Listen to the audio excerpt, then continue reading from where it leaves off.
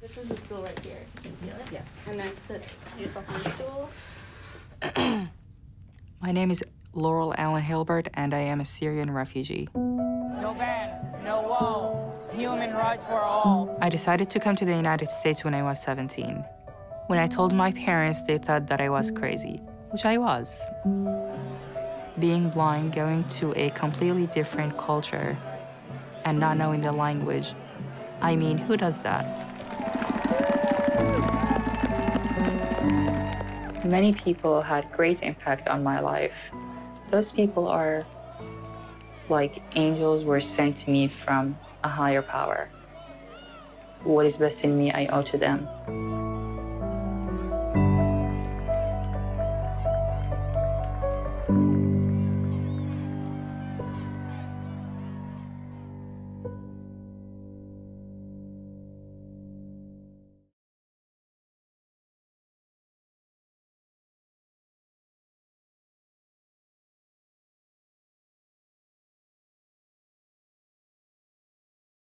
My mother and siblings left Syria in 2015, and now they are in Istanbul, Turkey.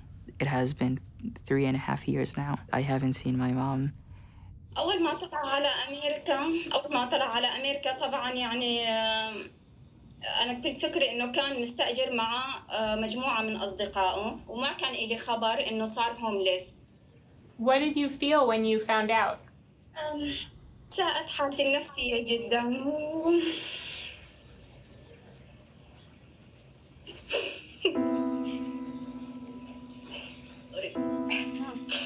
يعني تأثرت كثير لهالشيء هذا وما كان يوم من الأيام يخطر ببالي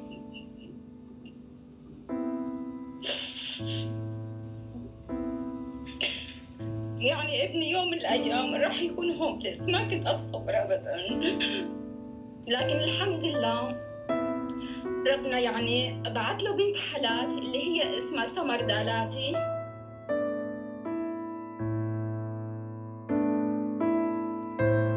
I received phone call, it was like late at night from one of the associates in the nonprofit I volunteer for, claiming there is a boy in the park, he doesn't speak English. I asked him immediately, how long have you been in the park? He said, I don't know, it's probably 2 weeks. And I was like, oh gosh. I asked my husband to leave immediately and we took off. I asked him, where are you? He doesn't know. What park? What's the name of the park? I don't know. I know I am in Glendale. And I said, where in Glendale? Are you close to the mall? He said, well, I'm across the street from Americana. We reached Americana and I called his name out.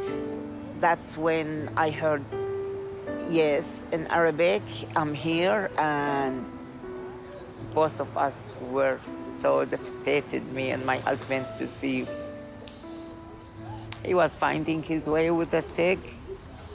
My husband immediately said, he's blind. And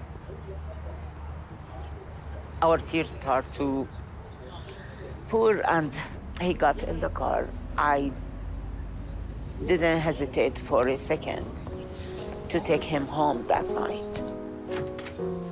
On the third day, he said, you know, I feel like so touched. Is it okay to call you mom? I really miss my mom. I did some searches to find what school district has like good program for blinds, and within a week, Laurel was in school. And he was an amazing student. I guess he's gonna be okay. You know, God works in the mystery way. And I'm sure if I'm not around, he's gonna put somebody like me in his way. Yeah. That is it. That is it, yes. It's come a long way. We'll see where the journey is going to take me with the same suitcase. I decided to move to New York, not because I know a lot about New York, but I knew that opportunities might come. I decided my education is a priority. I decided to go to the Department of Education first before finding a shelter before anything else. Apparently, I was walking along Broadway, so I stopped someone, and that was Stephen.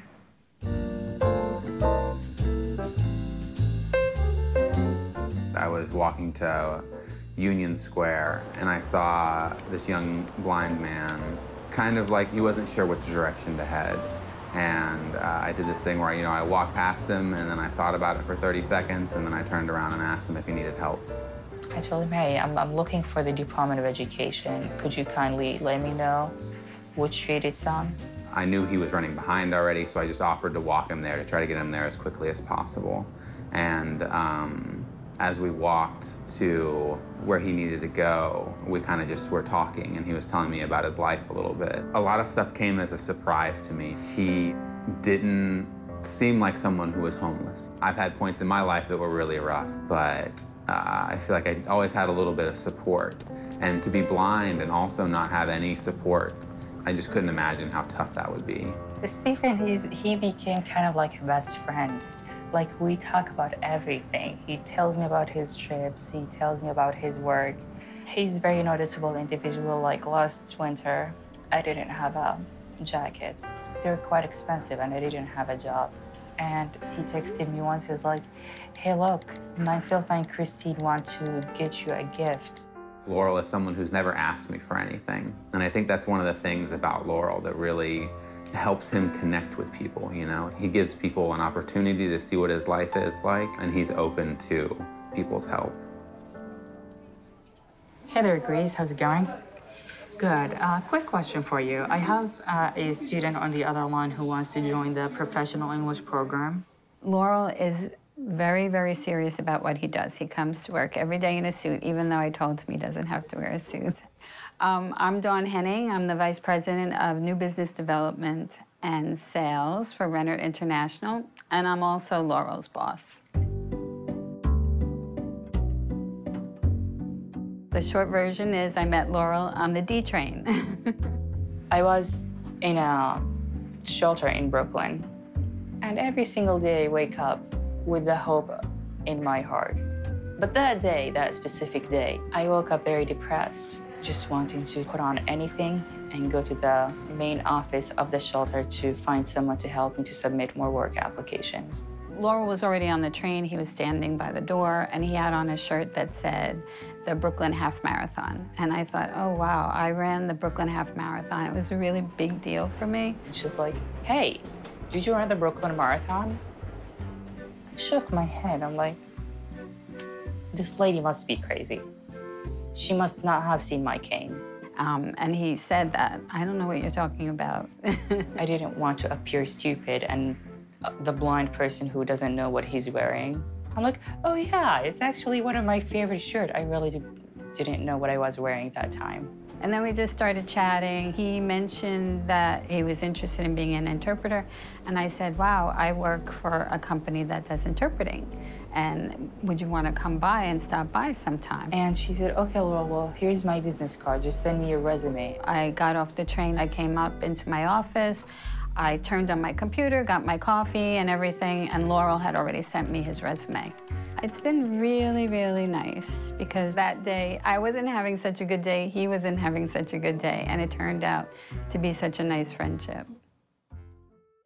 My mother and siblings received approval to come to the U.S. at the end of 2016. But after the travel ban, they were not able to come.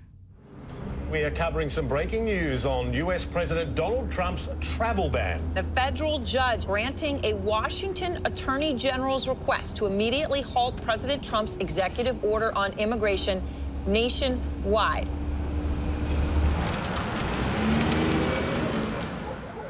مرحبا ماما. هاي كيفك؟ هلا ماما.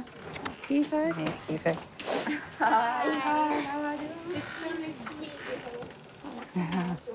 Thank you for having us. Yeah, of course. Thanks for coming, Lily. You can have a seat right there. أكيد أول شيء رح نتذكر يعني جيتنا على أمريكا، هي رح يكون حدث تاريخي أكيد. نحن طلعتنا التأشيرات الفيز بنفس اليوم اللي طلع فيه حظر ال7 دول، وبعد يعني لما عدت كم يوم وطلع الطعن بالقرار يعني رحنا على المطار مشان نسافر. كنا طايرين مع الطيارة. We were flying with the plane. يعني أكيد دموع الفرح ويعني الشوق إن لوريل صار لي 4 سنين مو شايفته، أكيد يعني شعور لا يوصف. It was just that kind of feeling that now I can relax. ويا رب الله هيك يديم علينا السعادة. وبشكر أمريكا وبشكر الشعب الأمريكي اللي جمعوا عائلتي، يعني لولا إنه جهودهم وما كان اجتمعنا ببيت واحد. The people who comes to the state are people who are looking for a better future. Myself, I decided to become American citizen because in my country I felt no justice. I feel like all of these countries that are currently debating whether or not to help these people have been helped by others. You know, what if all the windows in all the buildings in this whole of Manhattan didn't have glass anymore because of bombing and stuff? It's like if I think of my home and I think of, you know, having to leave it with nothing, oh my God, that it's just unimaginable.